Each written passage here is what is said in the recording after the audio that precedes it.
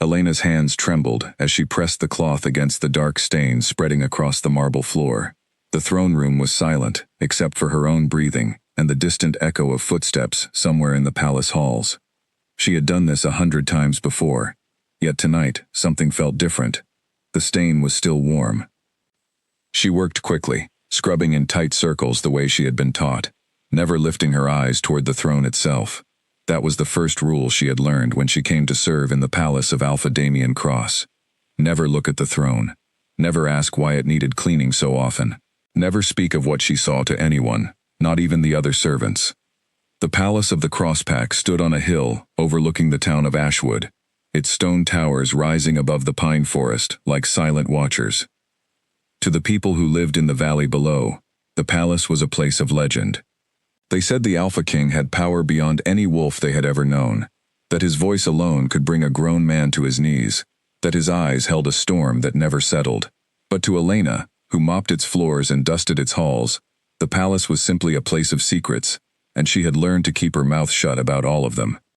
She had come to the palace 3 years ago, when she was barely 18, sent by her aunt who worked in the kitchens and needed extra hands. Her family lived in the lower village, in a small house with a leaking roof, and not enough food most winters. The palace paid better than anywhere else in Ashwood, and though the work was hard, Elena had grown used to its rhythm. Wake before dawn, clean the east wing, serve breakfast, clean the west wing, and once a month, on a night she had come to dread, clean the throne room, before anyone else woke to see what had happened there. Tonight was one of those nights. She had been pulled from her bed an hour after midnight by Greta, the head of the household staff, who never explained why, but always looked pale and shaken when she gave the order. Elena had learned not to ask. She simply dressed in silence, grabbed her bucket and cloths, and made her way down the long corridor toward the throne room, her bare feet cold against the stone floor. When she pushed open the heavy doors, she found what she always found: the great obsidian throne sitting at the far end of the room, untouched and pristine as always. But at its base, spreading across the pale marble, was a wide stain of deep red, still glistening in the moonlight, that poured through the tall windows. She never allowed herself to think too hard about where the stain came from. She had heard whispers among the older servants, stories about the Alpha King's temper, about enemies who came to challenge him and were never seen again. She had heard darker whispers too, ones she refused to repeat even in her own mind. But whatever the truth was, it was not her place to know it. Her place was simply to clean. Elena knelt down and began her work, dipping her cloth into the bucket of warm water and pressing it against the stain. The smell was familiar now, metallic and sharp, though it still made her stomach turn every time. She worked methodically, moving in small sections, never rushing, because rushing led to mistakes, and mistakes in this room were never forgiven. She had been working for perhaps 10 minutes when she heard the doors open behind her. Her whole body went still. No one ever came to the throne room while she was cleaning. That was the rule.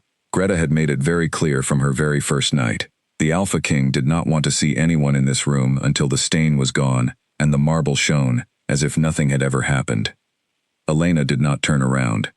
She kept her eyes fixed on the floor, her hands frozen mid-motion, waiting for whoever had entered to leave again. But the footsteps did not retreat. They came closer, slow and deliberate, echoing against the high stone ceiling. "You're new to this task," a deep voice said. It was not a question. Elena's heart pounded so hard she thought it might burst from her chest. She recognized that voice. She had heard it echo through the palace halls during council meetings, had heard it raised in command during training sessions in the courtyard below her window. It was a voice that made grown warriors lower their heads. It was the voice of Alpha Damian Cross. She did not know what to do. Servants were never meant to address the Alpha directly, unless spoken to first, and even then, only with the shortest possible answer. She kept her head bowed low and her voice steady, though her hands shook. "No, my lord. I have served this task for nearly 3 years." There was a pause. She could feel his presence behind her, tall and heavy in the air, though she still refused to look up. 3 years, he repeated, as if testing the words. "And in 3 years, you have never once asked what happens in this room." It was not quite a question, but Elena understood she was meant to answer. "It is not my place to ask, my lord." Another pause, longer this time. She heard him move, his boots striking softly against the marble as he circled around her, until he stood on the other side of the stain, facing her directly. Slowly, because she felt she had no choice, Elena lifted her eyes. The Alpha King was younger than she expected, though she had glimpsed him from a distance many times before. Up close, his face was carved from hard lines, sharp cheekbones and a strong jaw, but his eyes were what caught her attention most. They were dark, almost black, and they held something Elena had not expected to find there. Not cruelty, not the cold fury the rumors described. Instead, she saw something that looked almost like exhaustion, the kind that came from carrying a weight far too heavy for one person alone. A servant who never questions anything is either very obedient or very afraid. Elena swallowed hard. Perhaps both, my lord. For a moment, something flickered across his face that might have been the beginning of a smile, though it vanished as quickly as it appeared. He said nothing more. Instead, he turned and walked toward the throne, climbing the 3 low steps until he stood before it, staring down at the stain Elena had not yet finished cleaning. "Finish your work," he said finally, his voice quieter now, almost gentle. "And Elena, when you are done, go back to bed. You do not need to be here before dawn again this month." He knew her name. Elena's breath caught in her throat, but she said nothing, only nodded and returned to her task, scrubbing the last of the stain away, with hands that would not stop trembling, though not entirely from fear anymore. When she finished nearly an hour later, the marble gleamed pale and clean once more, as if nothing had ever happened in that room at all. She gathered her bucket and cloths and rose to her feet, expecting to find herself alone again. But Damien was still there, seated now on the steps of the throne rather than upon it, his elbows resting on his knees, staring at nothing in particular. "You may go," he said without looking at her. Elena hesitated at the door, some part of her wanting to ask the questions she had buried for 3 long years. "Who bleeds in this room? Why do you carry such tiredness in your eyes? What is it that you are hiding from your own people?" But she said none of it. She only bowed her head and slipped quietly through the heavy doors, leaving the Alpha King alone, with whatever thoughts haunted him in the dark. That night, lying in her narrow bed in the servants' quarters, Elena could not sleep. She stared at the ceiling, replaying the strange encounter over and over in her mind. In 3 years, the Alpha King had never spoken more than a passing word to her, had never seemed to notice her presence at all, beyond the work her hands produced. Yet tonight he had known her name. He had told her not to return before dawn. He had looked at her not as a servant, but as something else entirely, though she could not name what that something was. She told herself it meant nothing. Alphas were unpredictable, especially ones who ruled with the kind of iron authority that Damien Cross commanded over dozens of packs across the region. Perhaps he had simply been in an unusual mood. Perhaps tomorrow he would forget her name as quickly as he had learned it. But as the weeks passed, Elena began to notice small things she had never noticed before. The way his gaze seemed to linger a moment too long when she passed him in the corridors. The way he would occasionally appear in places she did not expect him to be, always with some reasonable excuse for his presence, though the timing felt too precise to be accidental. She told herself she was imagining things, that a servant girl from the lower village had no business thinking an Alpha King might take any real interest in her. Yet the questions that had haunted her for 3 years grew louder in her mind. What truly happened in that throne room each month? Why did the staff whisper and fall silent whenever the subject arose? And why, of all the servants in the palace, had the Alpha King chosen this particular night to finally speak to her, to finally see her, as more than a shadow moving through his halls? Elena did not yet know that the answers to these questions would change everything she believed about the palace, about the Alpha King, and about herself. She did not yet know that the blood she cleaned from that marble floor was tied to a secret so carefully guarded that even the Alpha's own council feared to speak its name. All she knew, as she finally drifted into an uneasy sleep, was that something had shifted that night in the throne room, and there would be no going back to the quiet, unquestioning life she had lived before. Outside her window, the moon hung low over Ashwood, and somewhere in the palace above her, Alpha Damien Cross remained seated on the steps of his throne long after she had gone, staring at the clean marble floor, as though it still bore the weight of everything he could never say aloud. The days that followed felt different to Elena, though nothing about her duties had changed. She still woke before dawn, still carried water to the kitchens, still folded linens in the long storage room beside the east wing. Yet everywhere she went, she found herself glancing toward the corridors that led to the throne room, half expecting to see Damien standing there again, watching her with those tired, dark eyes. She told no one about what had happened that night. Not Greta, who managed the household staff with a firm hand and sharper tongue. Not her friend Marta, who worked beside her in the laundry, and always seemed to know every piece of gossip that traveled through the palace walls. Elena kept the memory folded away inside herself, taking it out only in quiet moments, turning it over like a strange coin she did not yet understand the value of. The palace had its own rhythm, one Elena had learned well over 3 years. Mornings belonged to breakfast preparation, and the endless task of keeping fires lit in every hearth.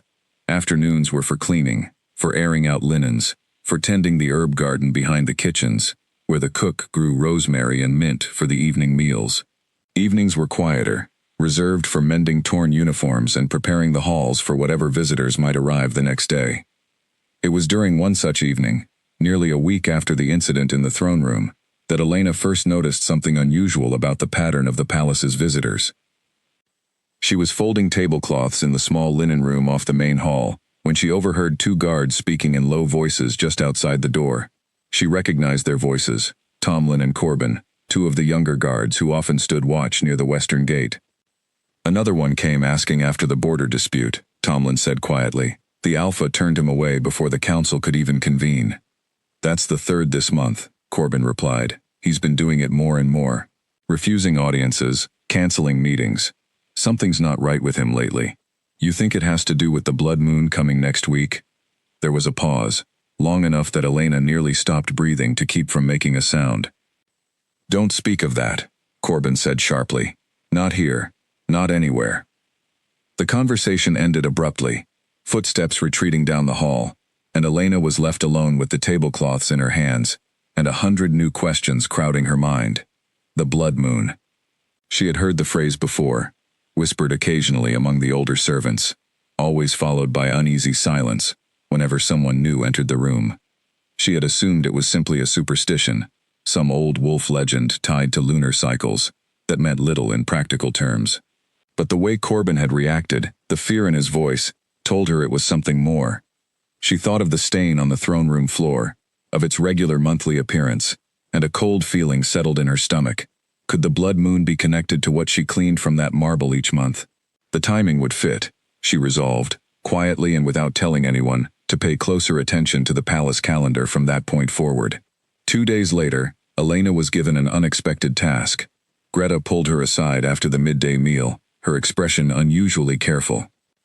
The Alpha King has requested that you tend to the small library in the East Tower, Greta said, not quite meeting Elena's eyes. He wants the shelves reorganized, and the record books cataloged properly. You are to report there each afternoon, until the task is finished. Elena blinked in surprise. Me specifically, ma'am? He asked for you by name, Greta said, and there was something careful in her tone, something that told Elena this request was unusual enough to make even the head of household staff uneasy. Do not ask me why. Simply do as you're told, and do it well. Elena nodded, though her mind raced with questions she knew better than to voice aloud. Why would the Alpha King request her specifically for a task that had nothing to do with her usual duties? Was this connected to their encounter in the throne room, or was it something else entirely? The East Tower Library was a place Elena had never had reason to visit before. It sat apart from the main living quarters, accessible only by a narrow spiral staircase that wound upward through cold stone walls. When she pushed open the heavy wooden door for the first time, she found herself standing in a circular room, lined floor to ceiling with shelves, most of them in a state of considerable disarray. Books lay stacked haphazardly, scrolls spilled from open cases, and a thin layer of dust covered nearly every surface. It was clear no one had properly tended this room in a very long time. Elena set down her supplies and began the slow work of sorting through the chaos, pulling books from their haphazard piles and organizing them by subject as best she could determine. Many of the volumes were old, their leather covers cracked and faded, filled with handwriting so archaic she struggled to make out entire passages. Others were more recent, ledgers detailing trade agreements between the Crosspack and neighboring territories, records of council meetings stretching back decades. She had been working for nearly 2 hours, absorbed in the quiet task, when she heard the door open behind her. She did not need to turn around to know who had entered. She recognized the particular weight of his footsteps now, the way the air itself seemed to shift when Damien Cross was near. "You've made good progress," he said, surveying the half-organized shelves. Elena rose to her feet quickly, brushing dust from her apron. "There's still much to do, my lord. Some of these records look as though they haven't been touched in years." "They haven't," Damien admitted, moving further into the room. He ran his fingers along the spine of one of the older volumes, his expression distant. "My father kept this library well. After he passed, I found I had little time or patience for such things. It seemed easier to let the doors stay closed." Elena said nothing, unsure how to respond to such an unexpected admission. Alphas did not typically speak of grief to their servants. "Why did you choose me for this task?" she asked, before she could stop herself, then immediately regretted the boldness of the question. But Damien did not seem offended. Instead, he turned to look at her directly, and once again, she saw that same tiredness in his eyes she had noticed before, though tonight there was something else mixed in with it, something that looked almost like curiosity. "Because you're the only person in this palace who has never once looked at me with fear," he said simply. "Everyone else sees the Alpha King. You seem to see something else." Elena did not know how to answer that. She glanced down at the book still held in her hands, searching for something safe to say. "Perhaps I simply haven't learned to be afraid of you yet, my lord." For the second time since she had known him, something that might have been a smile crossed his features, though it disappeared just as quickly as before. "Perhaps," he agreed quietly. "Continue your work. I'll leave you to it." He turned and left without another word, and Elena stood alone in the dusty library, her heart pounding in her chest, for reasons she could not fully explain.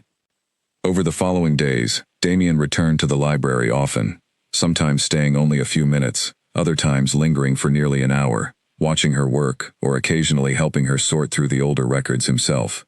He spoke little of anything personal, mostly commenting on the history contained within the various texts, explaining the significance of old treaties or long-forgotten border disputes.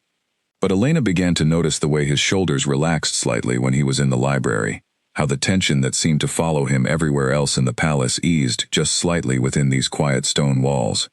She also began to notice something else. Hidden among the disorganized shelves, tucked into a locked case near the back of the room, were several ledgers marked with a symbol she did not recognize, a crescent moon wrapped in thorns. She tried the lock once, out of simple curiosity, but it held firm, and something about the weight of the case made her decide not to pursue it further, at least not yet. The blood moon that Corbin had mentioned arrived a few nights later, and Elena found herself once again pulled from her bed in the middle of the night, summoned to clean the throne room as she had done so many times before. But this time, as she made her way down the familiar corridor, she noticed something different. The palace felt tense, in a way she had never sensed before. Guards stationed more heavily along the halls, servants moving with quick, nervous steps, doors closed and locked that were usually left open.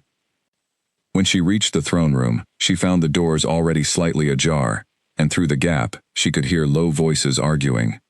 "You cannot keep doing this alone," a voice said, one Elena recognized as belonging to Garrick, one of Damien's senior council members. "Your father had others who shared this burden. You have shut everyone out.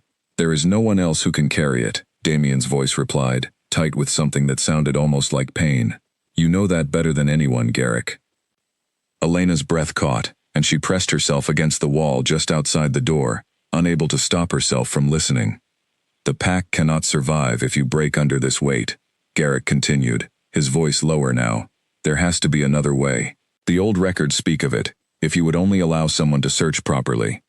"No one searches those records," Damien said, his voice suddenly hard and final. "Not you, not the council, and not anyone else. Is that understood?" There was a long silence, and then the sound of footsteps approaching the door.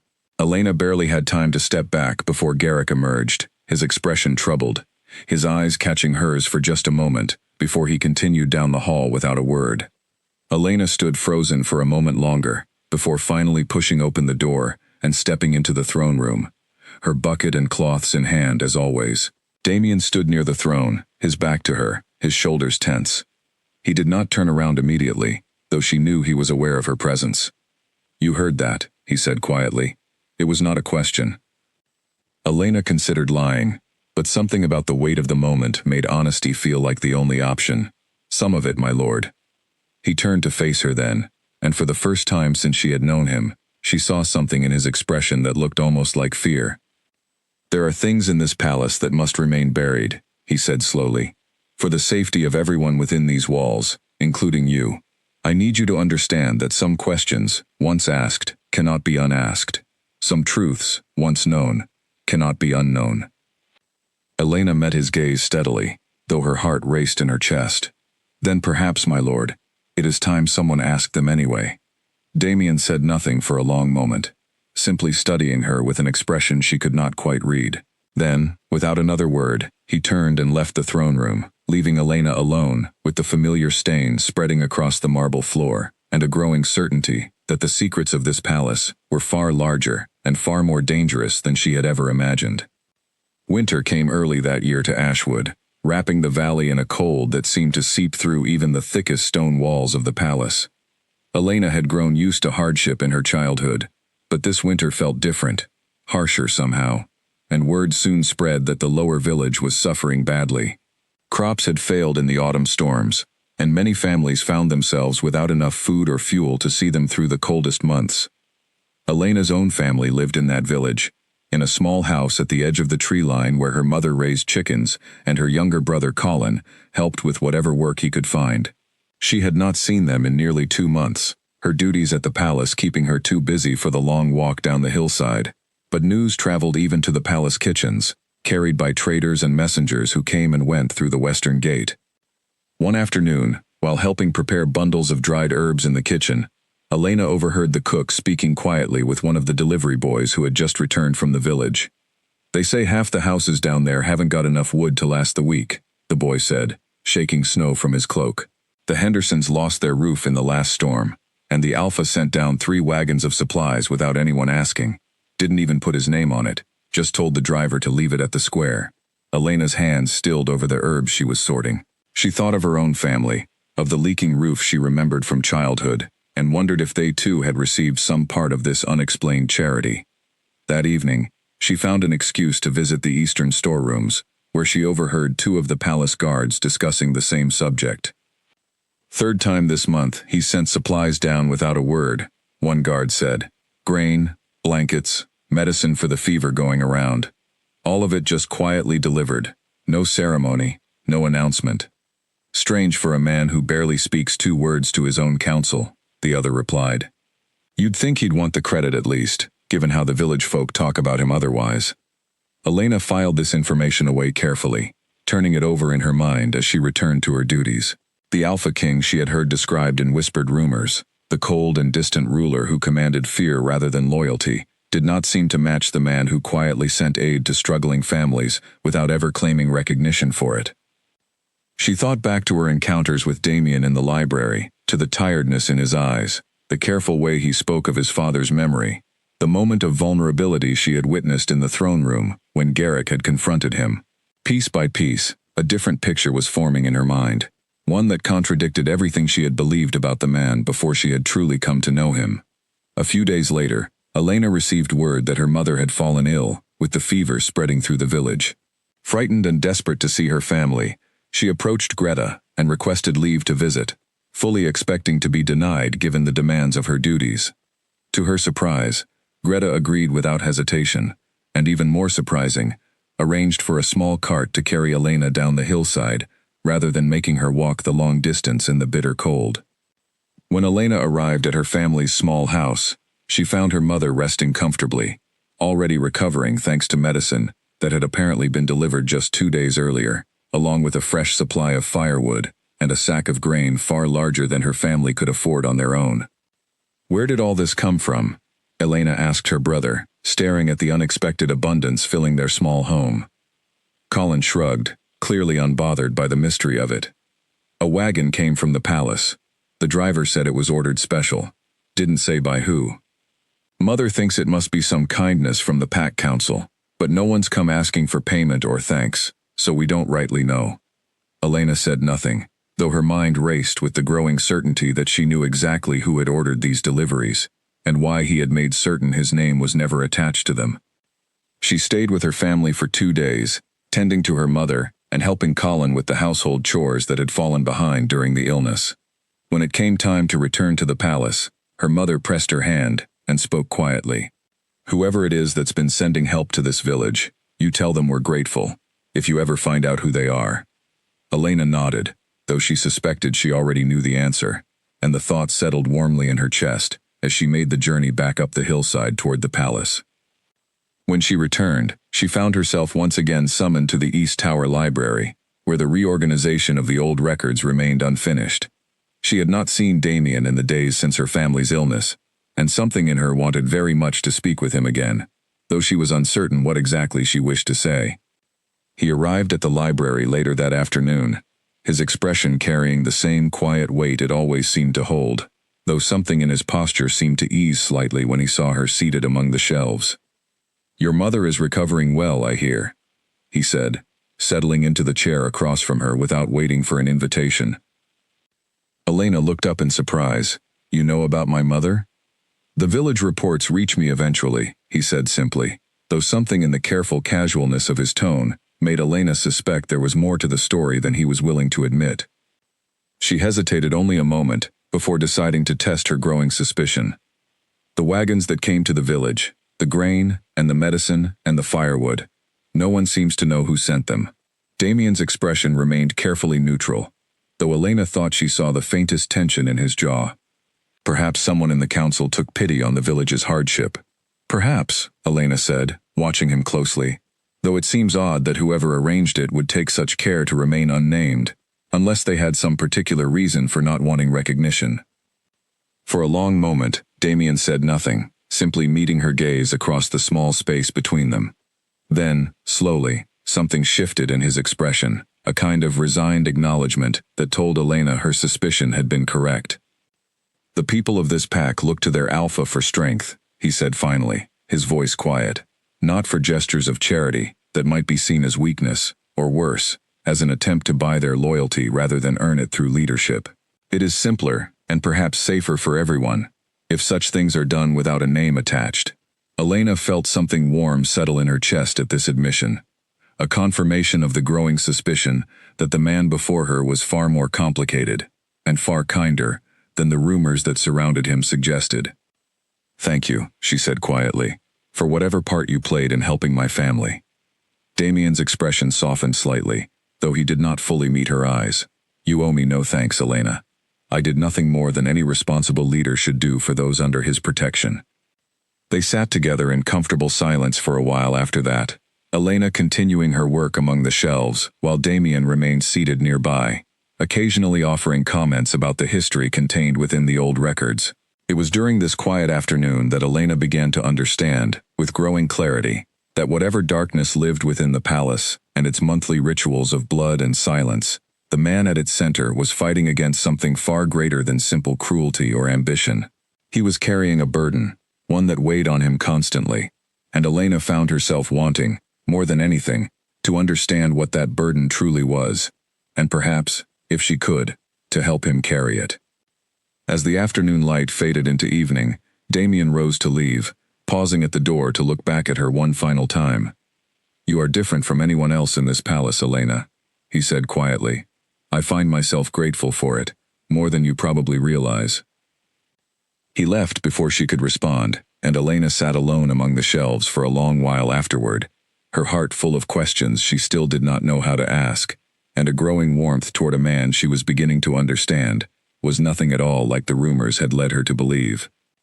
The East Tower Library had become, over the following weeks, a kind of refuge for Elena, a place where the ordinary rules of the palace seemed to loosen just slightly, where she could speak with the Alpha King as something closer to an equal than a servant addressing her ruler.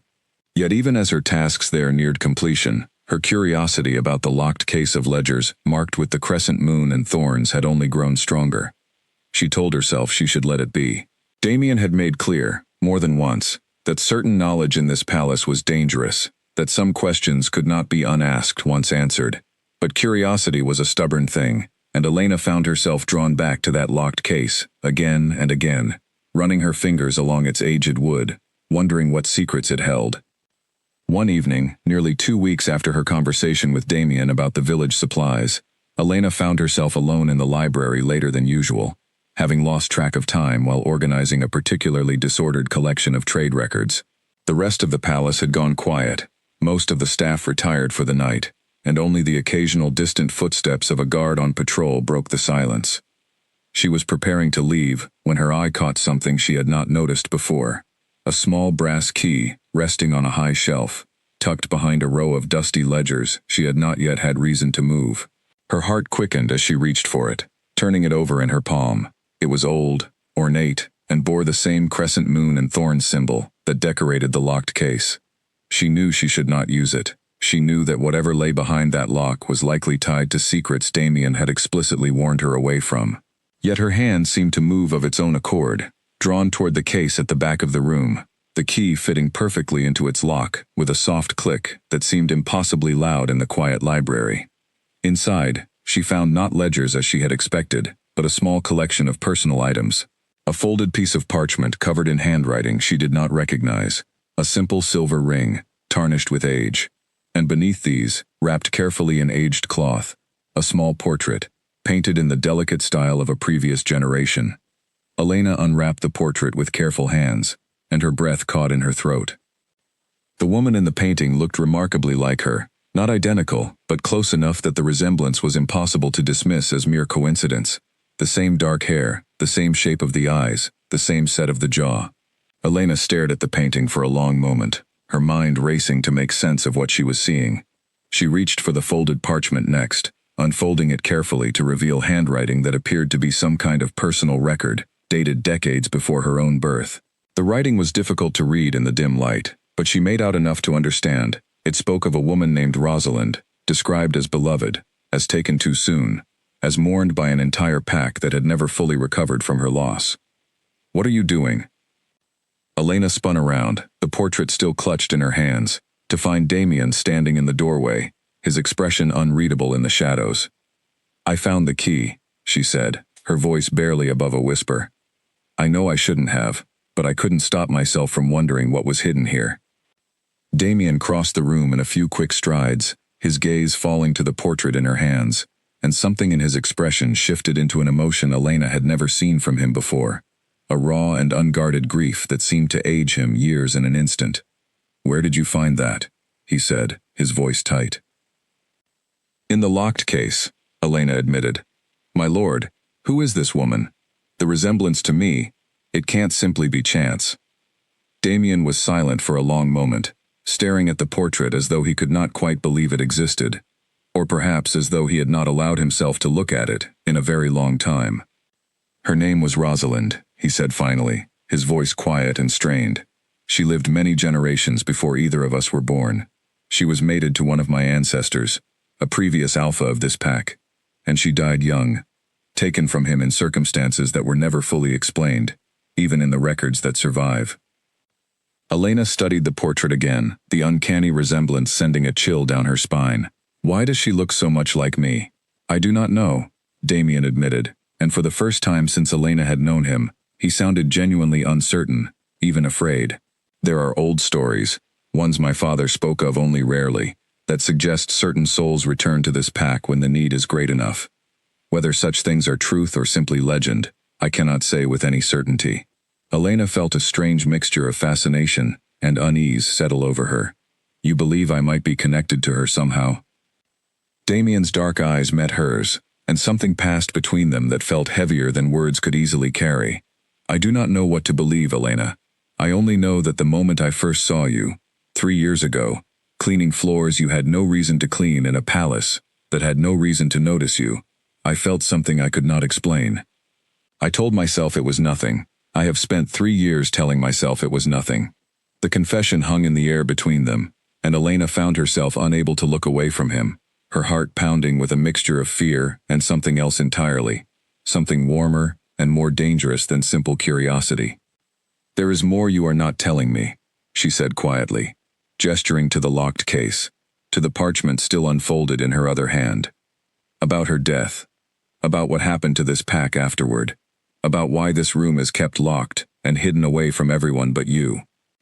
Damien's jaw tightened, and for a moment, Elena thought he might refuse to answer, might simply take the portrait and parchment from her hands and lock them away again, sealing whatever truth they contained back into darkness. But instead, he sighed, a long and weary sound, and gestured toward the small table near the center of the room. "Sit," he said. "It is time, I think, that you understood at least part of what you have stumbled into."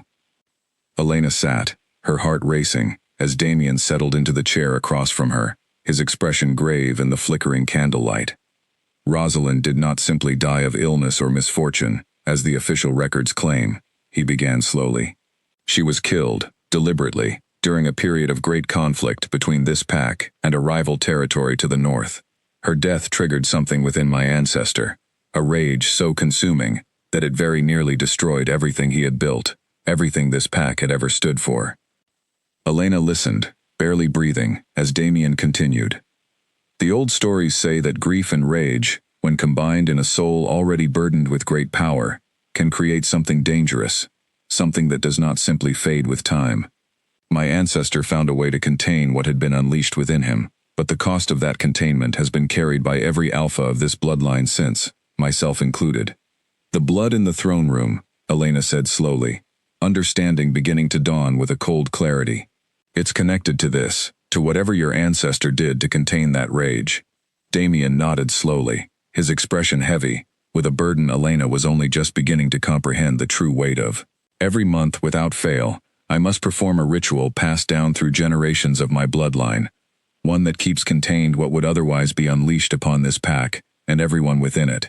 The blood you clean is part of that price, Elena. It has always been part of that price." Elena sat in stunned silence, the portrait of Rosalind still resting in her lap, the pieces of a mystery she had wondered about for 3 long years finally beginning to fall into place, even as new and more troubling questions rose to take their place. For several days after that revelation in the library, Elena found herself unable to think of much else.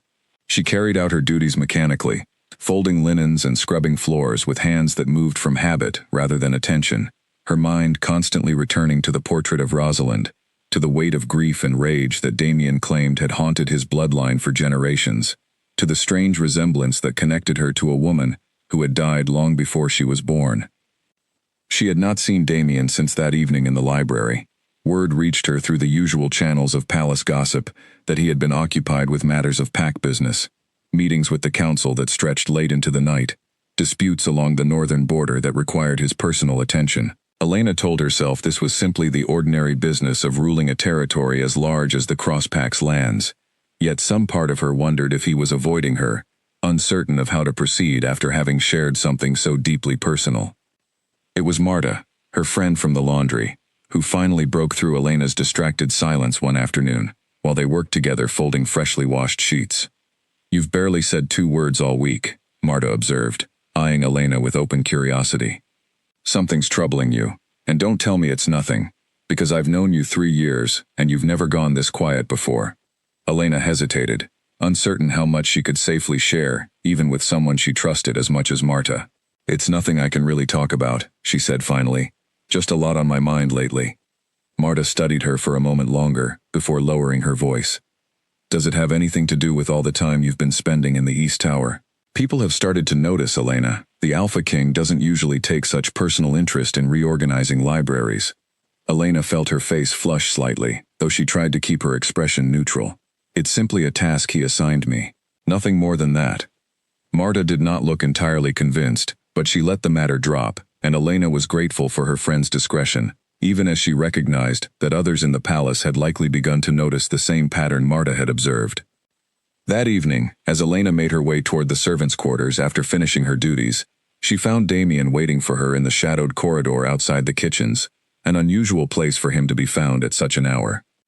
"I need to speak with you," he said without preamble, his expression carrying a weight that told Elena this conversation would not be a light one. She followed him to a small private study she had not known existed, tucked away in a quiet corner of the palace rarely visited by staff. Once inside, he closed the door and turned to face her, his expression carefully composed, though Elena could see the tension held tightly beneath his controlled exterior. "I have thought a great deal about what I shared with you in the library," he began slowly. I fear I may have burdened you with knowledge that puts you in a position of danger you did not ask for and do not deserve." Elena shook her head firmly. "I asked the questions, my lord. Whatever danger comes from knowing the truth is one I chose willingly." "You do not yet understand the full extent of what you have chosen," Damien said, his voice heavy.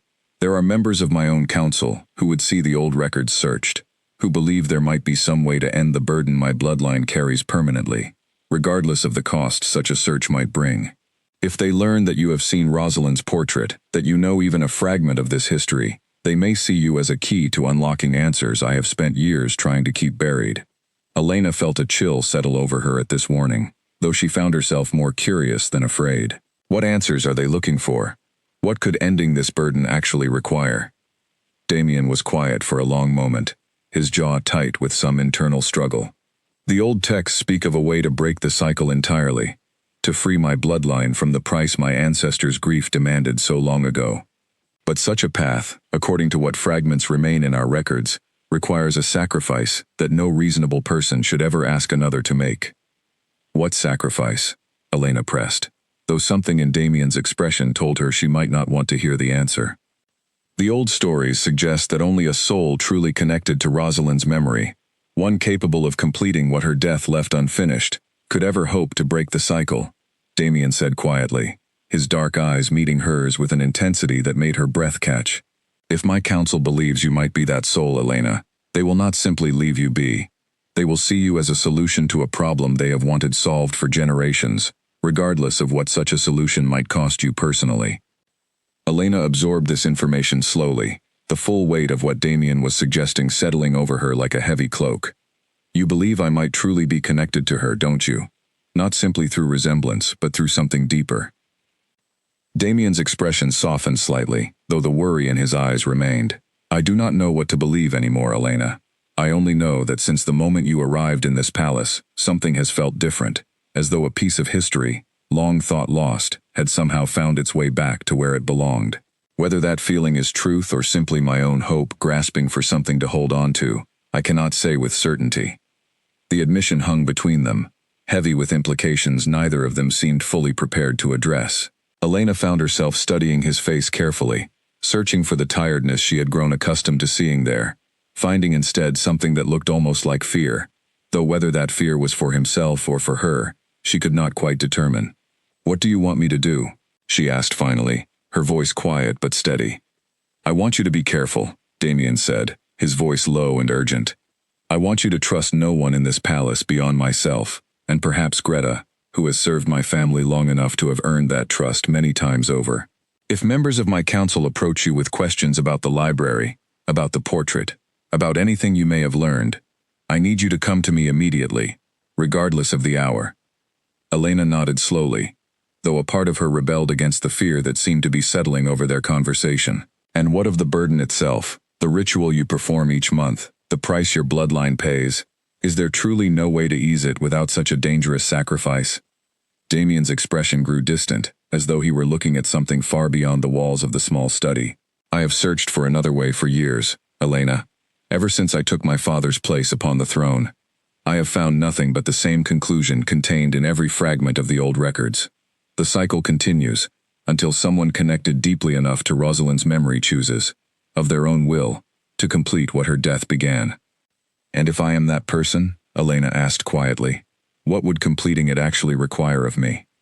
Damien's eyes met hers, and for a long moment he said nothing, the silence stretching heavy and uncertain between them. Finally he spoke, his voice barely above a whisper. "I do not fully know, Elena, and that uncertainty frightens me more than anything else in this entire situation.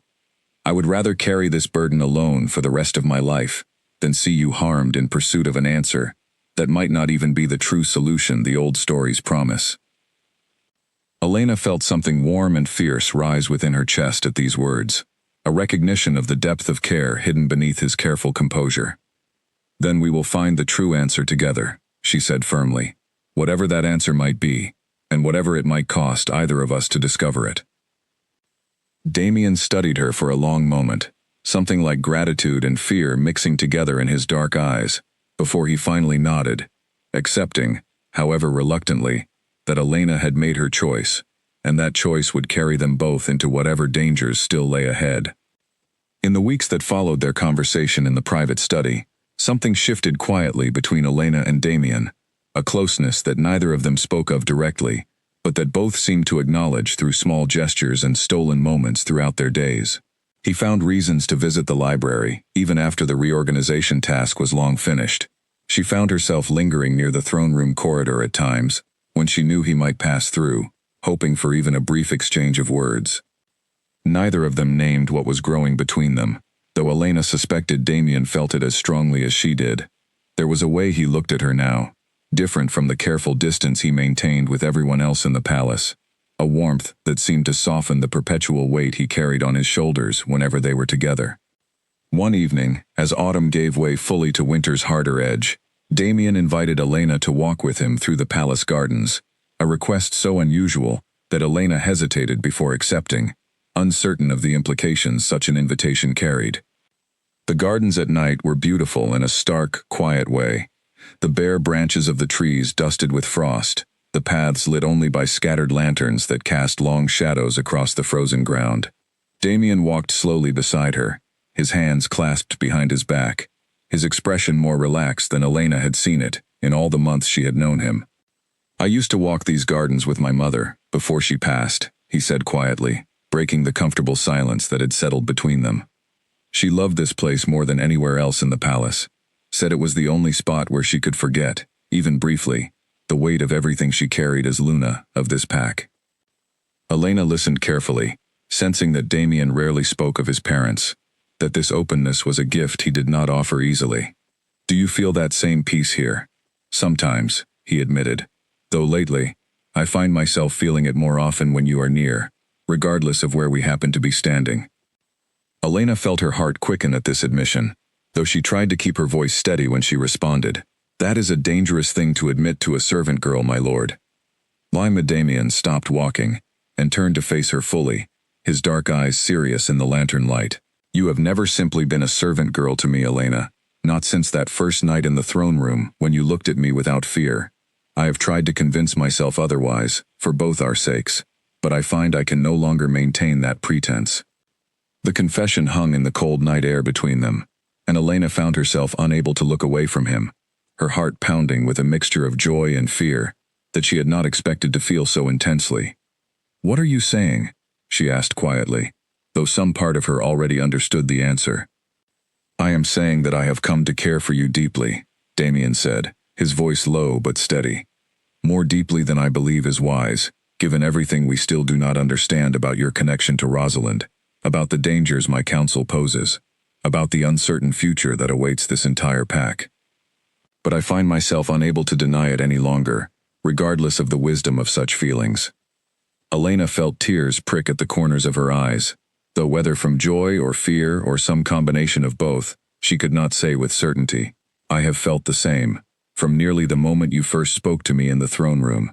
I told myself it was foolish, that an alpha king could never truly see someone like me as anything more than a servant, but you have proven that assumption wrong, again and again." Damien reached out slowly, giving her every opportunity to step back if she wished, and gently took her hand in his. The contact sent a warmth through Elena that seemed to chase away the winter chill entirely. "I cannot promise you safety, Elena," he said quietly, "not with everything that still hangs over us, unresolved and dangerous, but I can promise you that whatever comes, I will face it standing beside you, rather than hiding behind the walls I have built around myself for so long." Elena squeezed his hand gently, drawing strength from the warmth of his touch. "Then we will face it together, whatever it costs either of us." They stood together in the frozen garden for a long while after that, neither speaking, simply existing in the quiet comfort of a connection that had been building steadily between them for months, finally acknowledged openly, between two people who had each spent years believing they were destined to carry their burdens alone. But even as Elena allowed herself this brief moment of happiness, she could not fully silence the worry that had settled in the back of her mind since their conversation in the private study. If members of Damien's council truly believed she might hold the key to breaking the cycle that had haunted his bloodline for generations, this growing closeness between them would only draw more attention to her, more danger toward the fragile happiness they had only just begun to build. As if sensing her thoughts, Damien's expression grew slightly more serious as they finally began walking back toward the palace. "Garrick has requested a private meeting with me tomorrow," he said quietly. He did not explain the reason, but I suspect it relates to matters we have discussed. "I want you to remain in the servants' quarters during that meeting, away from any wing of the palace where council members might encounter you unexpectedly." Elena nodded, though a knot of worry had formed in her stomach at this warning. "You believe he suspects something about me specifically?" "I believe caution is wise, given everything we still do not understand," Damien said carefully. "Garrick has served my family faithfully for many years, but his desperation to see this burden lifted from our bloodline has, at times, led him toward choices I would not otherwise expect from someone of his character." The warning settled uneasily in Elena's mind as they finally returned to the warmth of the palace, the joy of their earlier conversation, now tempered by a growing awareness that whatever happiness they had found together remained fragile, threatened by forces neither of them yet fully understood, and that the coming days would likely test the strength of the bond they had only just begun to build. The morning of Garrick's private meeting with Damien arrived cold and overcast, the sky pressing low over the palace towers like a held breath. Elena tried to keep herself occupied with her usual duties, folding linens and preparing the midday meal alongside the other kitchen staff, but her mind kept drifting toward the closed doors of the council chamber, where Damien and Garrick had been speaking for well over an hour. She had promised to remain in the servants' quarters, away from the wings where council members might cross her path, but as the morning stretched onward without word, her worry grew too strong to ignore entirely. She found herself making her way toward the small courtyard just outside the council chamber, telling herself she simply needed fresh air, though she knew the excuse was thin at best. It was there, hidden partially behind a stone pillar near the courtyard entrance, that she overheard a conversation that made her blood run cold. "The resemblance alone is not proof enough," Garrick's voice said, tight with frustration. "But if the Elder's readings are accurate, if she truly carries some fragment of Rosalind's soul within her, then we have found what generations of this pack have searched for in vain." "And if you are wrong," Damien's voice replied, hard and controlled, "if you push forward with some ritual based on old legends and desperate hope, and it costs her life for nothing more than a coincidental resemblance, then at least we will have tried," Garrick said. "Your father would have understood the necessity of this, Damien. He carried the same weight you carry now, and he spent his final years searching for exactly this kind of answer." "My father is not here to make this choice," Damien said sharply. "I am, and I will not gamble Elena's life on legends and elders' readings that may hold no truth whatsoever." Elena's heart pounded as she listened, understanding now with painful clarity that Garrick had somehow learned of her resemblance to Rosalind, that he had consulted some elder within the pack about readings she did not fully understand, and that he was pushing Damien toward a dangerous path she had not yet been told the full details of. She pressed herself further against the stone pillar as footsteps approached the courtyard entrance, and she caught a glimpse of Garrick's face as he exited, his expression tight with the particular frustration of a man who had not gotten what he wanted from a conversation, but who had not yet abandoned his goal either. Elena waited until he had disappeared down the corridor before slipping into the council chamber, finding Damien standing near the window, his shoulders tense, his expression heavy with worry. "You heard," he said, not turning around, clearly sensing her presence the moment she entered. "Enough of it," Elena admitted. "Garrick believes I carry some part of Rosalind's soul. He consulted an elder about this. What kind of readings could possibly determine such a thing?"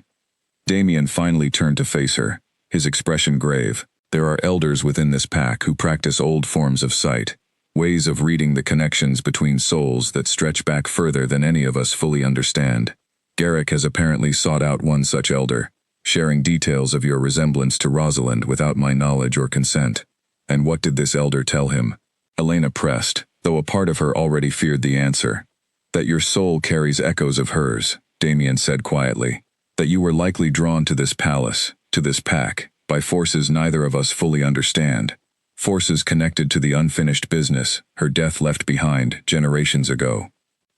Elena absorbed this information slowly, a strange mixture of fear and inevitability settling over her. Garrick wants to use this connection somehow, to force some kind of ritual that might break the cycle your bloodline has suffered under. He does, Damien confirmed, his jaw tight with barely restrained anger, though I have made clear to him, in no uncertain terms, that I will not permit any ritual that endangers you, regardless of what ancient legends might promise about the outcome. Elena felt a surge of gratitude toward Damien for his protectiveness, but also a growing sense that this danger would not simply disappear because he had refused Garrick's request outright. Men as desperate and determined as Garrick appeared to be rarely abandoned their goals so easily. "What happens now?" she asked quietly. "If Garrick believes so strongly in this connection, will he simply accept your refusal, or will he seek some other way to pursue what he believes is necessary for the Pack's future?" Damien's expression darkened further at this question, a worry Elena could see he had already been considering himself. "I do not know, Elena. Garrick has served my family loyally for many years, but his desperation regarding this burden has grown more intense since my father's death, as though he believes solving this problem before I face the same fate my father did would somehow honor his memory." "Your father died from this burden," Elena said slowly, understanding dawning with painful clarity, "not simply from age or illness, but from the weight of the ritual he performed each month, the same ritual you perform now." Damien nodded grimly. "The burden grows heavier with each passing year, Elena. My father's health declined steadily in his final years, and though the healers never spoke openly of the cause, I have always suspected the monthly ritual played some significant part in his decline. Garrick witnessed that decline firsthand, and I believe it haunts him still." Elena felt a chill of understanding settle over her, recognizing now the true stakes of everything they were facing, not simply Damien's comfort or safety, but potentially his very survival, tied to a burden that had already claimed his father's life, and would likely claim his own eventually, if some solution was not found. "Then perhaps Garrick is not entirely wrong to seek an answer, however desperate his methods," Elena said slowly, surprising herself with the words even as she spoke them. "If this burden truly threatens your life, as it threatened your father's, then finding some way to break the cycle becomes more urgent than simply protecting me from uncertain danger." Damien's expression softened with something like painful affection at her words, though his voice remained firm. "I will not trade your safety for my own, Elena. Whatever solution exists, it must be one that protects us both, not one that sacrifices you to save me." Elena met his gaze steadily, feeling the weight of the choice before them settling heavily over her shoulders. "Then we must find that solution ourselves, before Garrick's desperation pushes him towards some more dangerous path that neither of us can control." Damien nodded slowly, and together they stood in the quiet council chamber, united in a determination to face whatever challenges lay ahead, even as the shadow of Garrick's desperate ambitions loomed increasingly large over their fragile happiness. The days following Elena's discovery of Garrick's plans passed in a tense quiet, both she and Damien watching carefully for any further sign of the council members' intentions. Elena continued her duties as always, though she found herself more alert now, noticing glances from staff members she had never paid much attention to before, wondering which of them might report her movements to Garrick or his allies within the council. It was nearly 2 weeks after the confrontation in the council chamber that the trouble Elena had feared finally arrived, though not in the form she had expected. She was summoned unexpectedly to Greta's private office one afternoon, finding the head of household staff seated behind her desk, with an expression more troubled than Elena had ever seen on her normally composed features. "There has been an accusation made against you," Greta said without preamble, once Elena had closed the door behind her. "A serious one. Several pieces of silverware from the formal dining hall have gone missing, and a witness claims to have seen you near the storage cabinet where they were kept, shortly before the theft was discovered."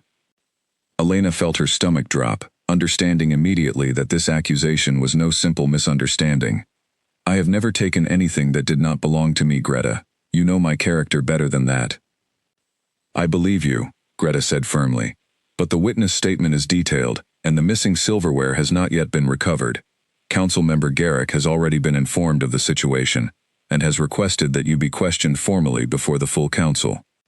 Elena's mind raced, understanding with sudden clarity that this accusation was not simply coincidental, but rather a calculated move by Garrick to remove her from the palace, or at minimum, to discredit her enough that any protection Damien might offer would seem inappropriate or biased. "Who is this witness?" Elena asked, though she suspected she already knew the answer would lead back to someone loyal to Garrick's interests. A junior guard named Petrus, Greta said. He claims to have seen you leaving the dining hall storage area late in the evening, 3 nights past, carrying something concealed beneath your apron. Elena shook her head firmly. I was nowhere near the dining hall 3 nights ago. I spent that entire evening in the East Tower Library, finishing the last of the reorganization work the Alpha King assigned me months ago. Can anyone confirm this? Greta asked, her expression grave. Elena hesitated, realizing with growing dismay that she had been alone in the library that particular evening, Damien having been occupied with matters elsewhere in the palace. I do not believe so, she admitted quietly. I was alone for most of that evening.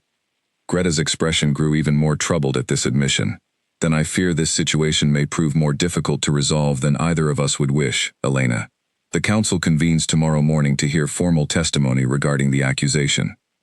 That evening, Elena sought out Damien immediately, finding him in his private study, reviewing reports from the northern border. The moment she explained the situation, his expression darkened with an anger Elena had rarely seen from him. This is Garrick's doing, he said, his voice tight with barely controlled fury. A transparent attempt to remove you from the palace through false accusation, since he could not achieve his goals through more direct means. I have no way to prove my innocence, Elena said, fear creeping into her voice despite her efforts to remain composed. I was alone in the library that evening. There is no witness who can confirm my whereabouts. Damien's expression grew thoughtful, though the anger remained simmering beneath his careful control. I will speak on your behalf before the council tomorrow. My word alone should carry sufficient weight to counter a single guard's testimony, particularly one so clearly connected to Garrick's interests. Will that not draw even more attention to our connection? Elena asked worriedly. If you defend me too strongly, others may begin questioning why the Alpha King takes such personal interest in a servant's guilt or innocence. Damien's jaw tightened at this concern, recognizing the difficult position they found themselves in. Perhaps, but I will not allow you to be falsely condemned simply to protect appearances, Elena. Whatever consequences arise from my defense of you, I will face them willingly. The following morning, Elena found herself standing before the full council, her hands clasped tightly together to hide their trembling, as Petrus delivered his testimony with practiced confidence, describing in careful detail his supposed sighting of her near the dining hall storage area. When it came time for Elena to respond, she spoke as steadily as she could manage, explaining her presence in the library that evening, though she could offer no witness to confirm her account. Garrick, seated prominently among the council members, pressed the matter further than Elena had expected. It seems convenient that you were entirely alone during the precise window when this theft occurred, he said, his tone carrying an edge of accusation that made clear his true intentions extended far beyond simple concern about missing silverware. Before Elena could respond, Damien rose from his seat at the head of the council table, his expression carrying an authority that immediately silenced the murmurs that had begun spreading among the gathered members. I have reviewed this accusation carefully, he said, his voice carrying clearly through the chamber. The witness testimony, while detailed, contains inconsistencies regarding the timing of events that do not align with the guard schedules recorded that evening. Furthermore, I find it notable that this accusation arises so shortly after certain private matters discussed between myself and council member Garrick regarding an entirely unrelated subject. A tense silence fell over the chamber as Damien's implication became clear to everyone present. Garrick's expression tightened, though he said nothing in immediate response. I am dismissing this accusation as unsubstantiated, Damien continued firmly, pending further investigation into the actual circumstances of the missing silverware, which I suspect may have simply been misplaced during the recent reorganization of the storage areas. The council meeting concluded shortly afterward, though Elena could feel the weight of curious and suspicious glances following her as she exited the chamber, aware that Damien's defense, however necessary, had likely drawn precisely the kind of attention to their connection that they had hoped to avoid. Later that evening, as she sat alone in her small room in the servants' quarters, Elena found herself wondering how much longer they could continue navigating these dangerous waters before Garrick's determination, or the council's growing suspicions, forced a confrontation that neither she nor Damien could fully control. The days following the council hearing brought an uneasy calm to the palace, though Elena could sense the undercurrent of suspicion that now followed her through the corridors. Staff members who had once greeted her warmly now offered only careful nods, their eyes lingering a moment too long, their conversations falling quiet whenever she drew near. She understood, without needing to be told directly, that word of Damien's public defense had spread quickly through every level of palace gossip. It was during this tense period that Elena finally learned the true nature of the monthly ritual that had haunted her curiosity for so long, though the revelation came from an unexpected source. She had been summoned late one evening, not by Damien himself, but by an elderly woman she did not recognize, who introduced herself simply as Old Marin, the same elder Garrick had apparently consulted regarding Elena's connection to Rosalind. The woman requested a private audience in a small chamber near the palace chapel, and something in her manner, weary but sincere, convinced Elena to agree despite her lingering caution regarding anyone connected to Garrick's schemes. "I did not come to cause you harm," Old Marin said once they were alone, her voice gentle despite its age-worn roughness. "I came because I believe you deserve to know the true nature of what Damien carries, information he has perhaps been reluctant to share fully, even with you." Elena listened carefully as the old woman explained, her words painting a picture far more complicated than the simple curse Elena had initially imagined. "The blood you have cleaned from that throne room for years does not come from some external ritual sacrifice, as many believe," Marin said. "It comes from Damien himself. Each month, as the moon reaches its fullest point, he undergoes a private process that suppresses a darker aspect of his wolf, one passed down through his bloodline since Rosalind's death generations ago. The process involves drawing his own blood as part of an old suppression technique, one that keeps this darker nature contained, but that grows more physically demanding with each passing year." Elena felt a cold shock settle through her at this revelation, understanding now why Damien had always seemed so exhausted following those monthly nights, why his father's health had declined so steadily before his eventual passing. "He has been slowly harming himself," Elena said quietly, "all these years, to protect this pack from something he fears might otherwise be unleashed." "Precisely," Marin confirmed, her expression grave, "and the toll grows heavier as time passes. His father did not survive past his 40th year, the suppression technique having weakened his body beyond what even healers could ultimately restore. I fear, without some true resolution, Damien faces the same fate, perhaps even sooner, given the increasing frequency the ritual has required in recent years."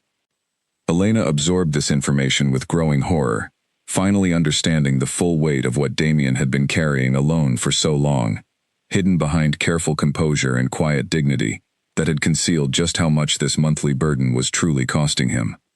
"Why has he never told me the full truth?" Elena asked, though some part of her already understood the answer. "Because he did not wish you to feel obligated towards some solution that might endanger you in turn," Marin said gently. "He has watched this burden slowly take his father's life, and I believe he would rather bear that same fate himself than see you sacrifice anything on his behalf." Elena felt a fierce determination rising within her chest, one that overrode any lingering fear about her own safety. "Tell me what needs to happen to end this cycle. Not some vague legend, but the true path forward, whatever it requires." Marin studied her carefully for a long moment before finally speaking.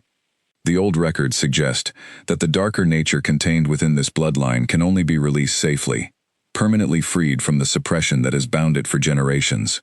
If someone connected deeply enough to Rosalind's unfinished legacy willingly stands beside the current alpha during the process, offering their own strength to stabilize what might otherwise overwhelm him during the transition." "And the danger involved?" Elena asked, though she suspected she already understood the risk being described. "Significant," Marin admitted honestly.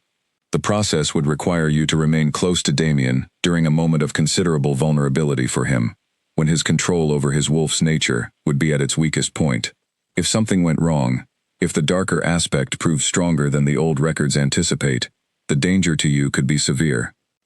Elena sat with this knowledge for a long moment, weighing the risk against the growing certainty that she could not simply stand by and watch Damien slowly destroy himself, month after month, year after year, following the same tragic path that had already claimed his father's life.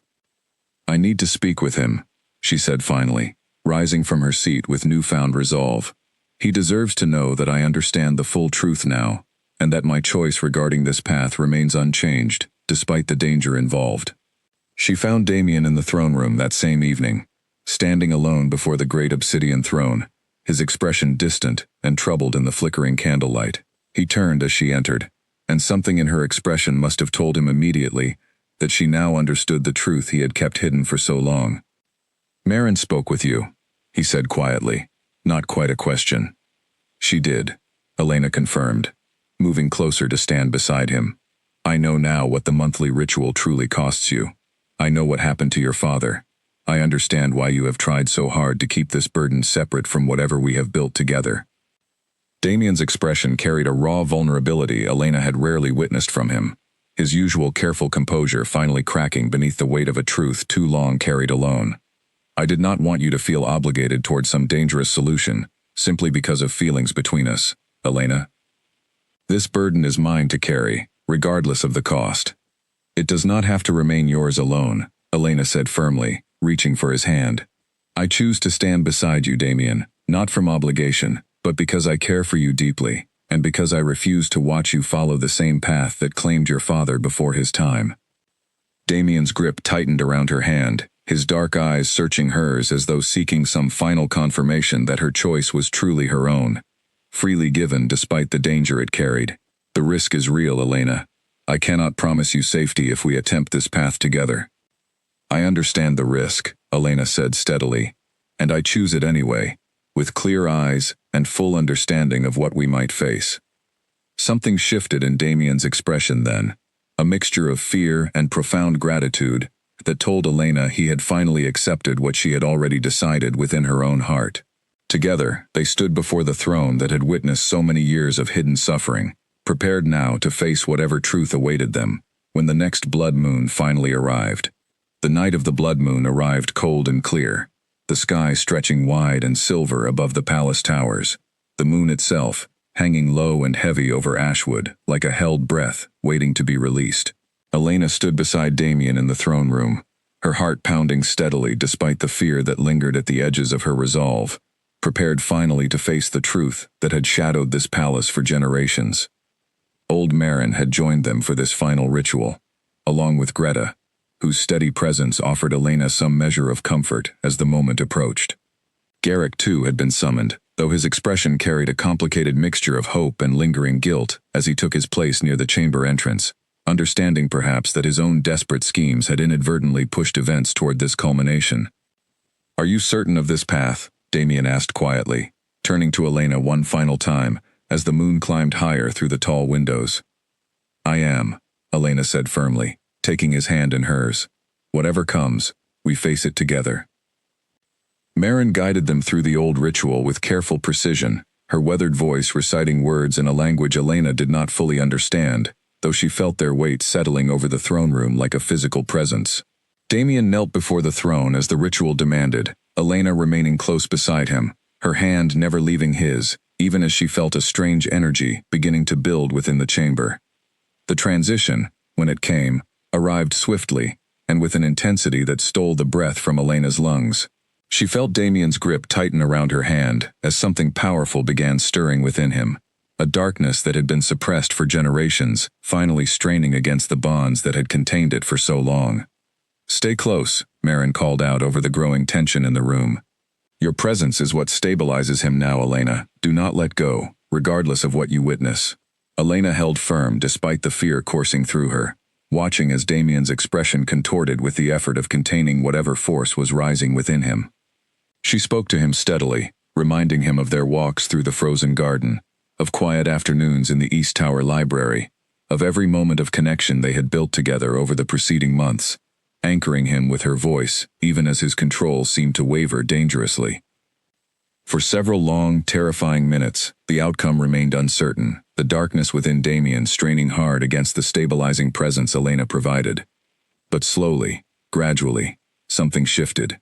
The tension in the chamber began to ease, the wild energy that had been building, finally settling into something calmer, more controlled, as though the generations-old burden was finally, truly beginning to dissolve, rather than simply being suppressed once more. When it was finally over, Damien knelt exhausted but whole before the throne, his breathing steadying gradually as Elena remained close beside him, her hand still clasped tightly in his. Marin examined him carefully, her expression gradually shifting from cautious concern to something like amazed relief. "The darkness has released its hold," she said finally, her voice carrying quiet wonder. "Truly released, not merely suppressed, as it has been for so many generations before. I did not fully believe such a resolution was possible, even after all my years studying the old records." Damien rose slowly to his feet, his expression carrying a lightness Elena had never witnessed from him before, as though a weight he had carried his entire life had finally, truly, lifted from his shoulders. "It is over," he said quietly, turning to Elena with an expression of profound gratitude, and something even deeper. Something that spoke of a future neither of them had dared hope for during the months of uncertainty and danger they had faced together. The cycle my ancestors' grief began so long ago, finally broken. Garrick stepped forward then, his expression carrying genuine remorse as he addressed them both. "I owe you both an apology," he said quietly. "My desperation to see this burden lifted led me toward choices that endangered you, Elena, in ways I deeply regret. I hope, in time, you might both find it possible to forgive my part in the difficulties you faced." Elena studied him for a long moment, before finally nodding. "Your intentions, however misguided in execution, came from genuine care for this pack's future. I hold no lasting resentment, Garrick, particularly now that the outcome we all hoped for has finally been achieved." In the weeks that followed, the Palace of the Crosspack settled into a new rhythm, one free from the shadow of monthly blood and hidden suffering that had haunted its halls for generations. Damien ruled with a renewed vigor, no longer burdened by the physical toll that had weighed so heavily upon him and his father before him. The throne room, once a place of dread for Elena, became simply another chamber within the palace, its marble floor remaining clean and untouched as the months passed, without any further need for the ritual that had once demanded such a terrible price. Elena's role within the palace shifted gradually as well. No longer simply a servant tasked with cleaning floors, she found herself increasingly at Damien's side, both in matters of pack governance and in the quieter moments of shared companionship that had grown between them since that first fateful night in the throne room. When Damien finally asked her to stand beside him not merely as an advisor or companion, but as his true mate, sharing in the responsibilities and joys of leading this pack forward, Elena accepted with a heart full of gratitude for the journey that had brought them to this moment. Standing together in the throne room some months later, watching the winter sun stream through the tall windows onto marble that had finally been freed from its burden of hidden suffering, Elena reflected on how far they had traveled together, from a servant girl cleaning bloodstains she did not understand, to a woman standing proudly beside the Alpha King she had come to love, having helped him break a cycle of pain that had haunted his bloodline for generations. The Palace of Ashwood, once shrouded in secrets and silent suffering, now stood as a testament to what could be achieved when courage and love proved stronger than fear and hidden burdens. And as Elena looked toward the future stretching before them, she felt only gratitude for the strange and difficult path that had led her here, to a life she could never have imagined when she first arrived at the palace gates so many years before, and to a love that had ultimately proven strong enough to break even the oldest and heaviest of curses.